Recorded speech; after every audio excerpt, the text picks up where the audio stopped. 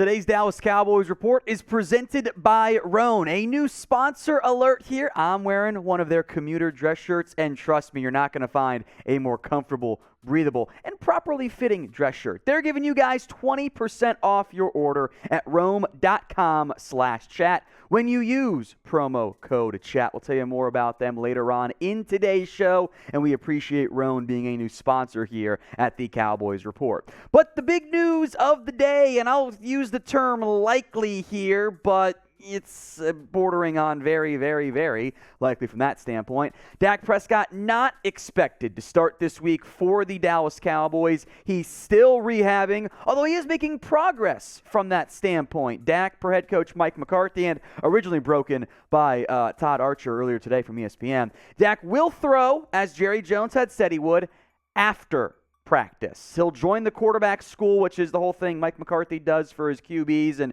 that's the first step there. He just needs some more time as he recovers from that thumb injury, which is kind of what we had expected the past 2 weeks or so, somewhere in that range. I know your owner goes out there and says, well, maybe 3 weeks, and to be clear, the Cowboys did make a mistake not putting Dak on injured reserve.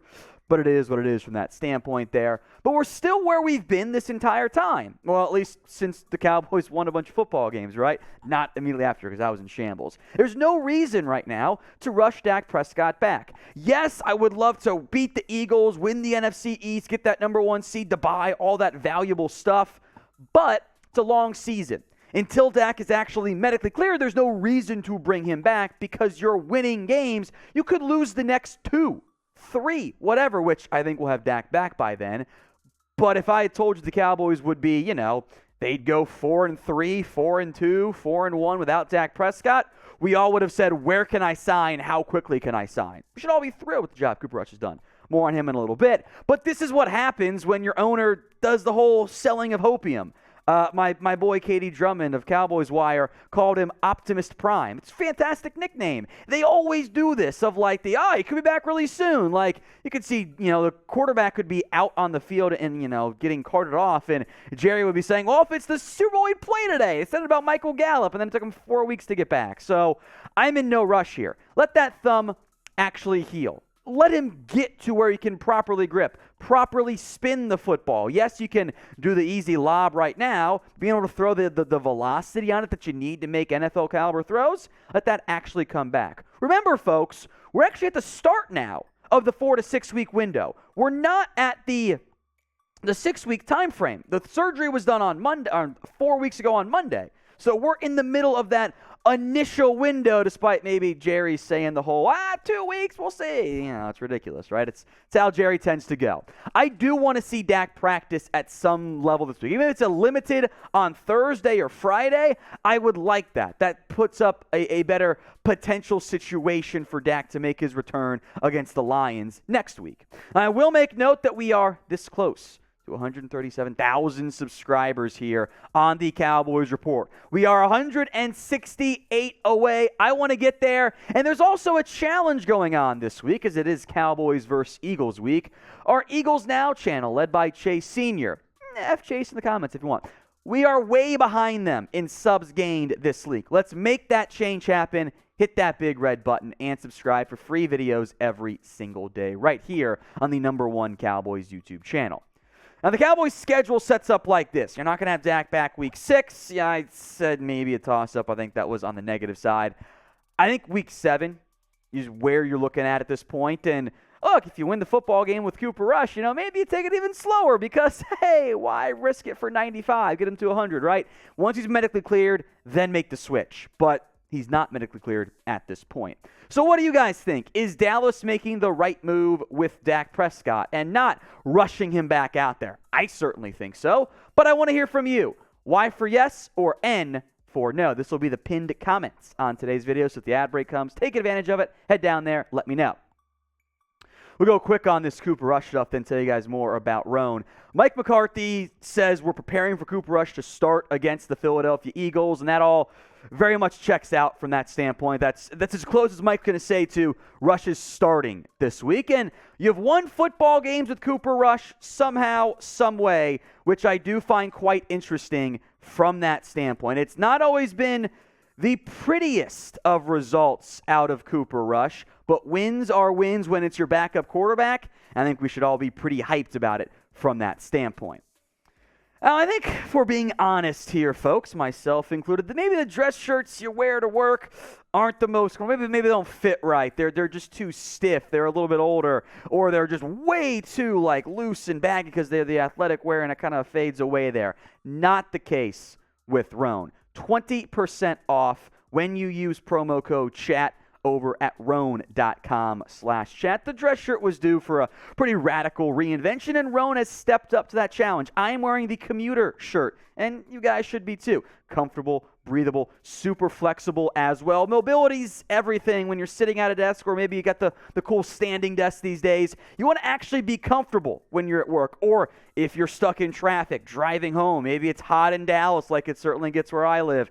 You don't want to be sitting in a muggy dress shirt. Looking good is easy now with Roan. Odor-free technology as well. Wrinkle release technology, so wrinkles disappear as you stretch and wear the shirt. Trust me, you guys are going to love it. The commuter shirt can get you through any workday and straight to whatever comes next, whether it's just going back home or maybe going out for a drink or two.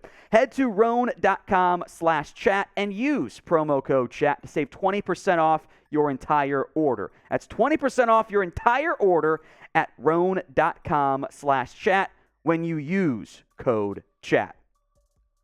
Let's talk more now about the Cowboys offense with Cooper Rush at the helm. The points per game are it's not Team 40 burger anymore, right? You're now kind of in team 25 is great game. That's 15th in the NFL. Also benefited by your scoring defense, much like it was last year, to be clear. The defense helped you significantly there. But you're 26th in total yards per game. You're not really moving the football all that well. You're 17th in passing yards. You're 12th in rushing yards. You have run the ball a little bit better than you would expect. The third downs have not been very good. That's been the real lack of impact. I think maybe you're missing the most from not having Dak there. Only one turnover total. It's first in the NFL in that time frame. And the EPA per game is 18th. Now, the big thing that also really benefits expected points added, that's what EPA stands for, is the lack of turnovers.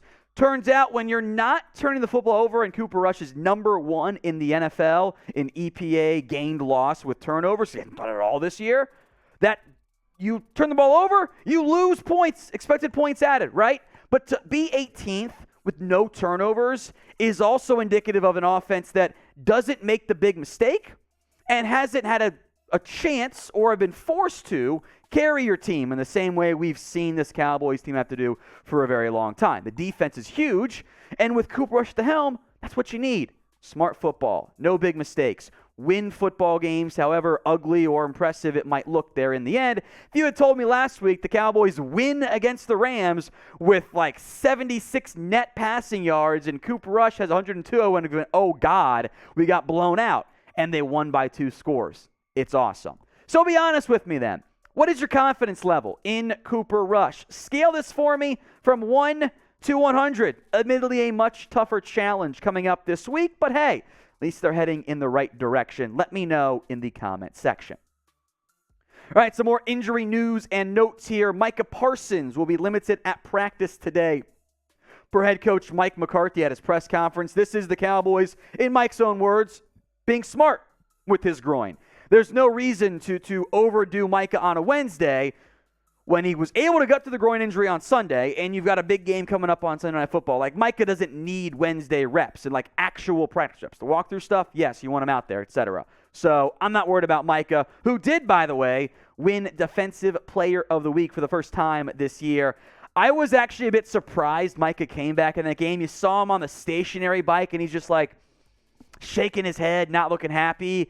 And then he comes back out there and gets 2 sacks as the entire Cowboys defense continues to be one of the entire best in the NFL. And that includes DeMarcus Lawrence, who we finally have the injury, what it was. Mike said no injury, and now it's going to be labeled as a rib injury when he collided with David Edwards, who unfortunately had a concussion on that play. He left the game late. He'll be limited. Both players, to be clear, are expected to play, fully expected to play, on Sunday Night Football against Philadelphia. This Cowboys defense, by the way, has been dynamic, and they've mostly been getting home with 4-man pressures. Not always 2 defensive ends, 2 DTs. These are the top 5 edge rushers from that standpoint. But you've got elite pass rush production right now. Micah's getting home at a 17% rate. That's pressure rate. Very valuable, very impactful. Tank Lawrence, almost 15%. Both of those numbers are among the highs in the NFL. If you're above 12, you're playing like a very, very valuable pass rusher. The Cowboys have 5 guys doing that right now. Look, all the attention's going to Micah. Frees up Tank and Dorrance. Second breakout, hashtag confirmed. Dante Fowler, Sam Williams, all those things are benefiting. They're getting home with 4. Simulated pressures, fire zones, etc. They've been awesome, and Dan Quinn deserves all of the credit for what he's done on defense. Not that anyone's not giving Dan Quinn any credit. I want you guys now to predict the score for me of the Cowboys-Eagles matchup. I made my score prediction on our preview yesterday. Maybe the injury notes impact you. We've got a Dalton Schultz one coming up too. Let me know in the comments section. Let's talk Dalton Schultz now. He re-aggravated that PCL injury against the Rams. He will try to play through it, but this reminds me a lot of Zeke last year because remember, well, the Cowboys said there was no injury, nothing wrong, Zeke's fine, and then it comes out for the year, oh yeah, his PCL's messed up. Like, why they felt the need to lie about that, I don't know, but whatever. The Cowboys are a bit banged up right now at the tight end position. Dalton Schultz and Jake Ferguson, I'll use the term nursing, more so for Ferguson than for Schultz. They're both nursing those knee injuries. Sean McEwen on the practice squad has not been 100% this year either. Hendershot's your only 100% healthy tight end at this stage. And the tight ends, by the way, have not made big impacts for this team this year. Dalton Schultz has 9 catches for 80 yards. He did that in games last year. Like, he has not been the franchise tag Dalton Schultz. I think that's a chemistry thing with Rush and with Dak and the amount of times within the football, so I'm not too upset about it.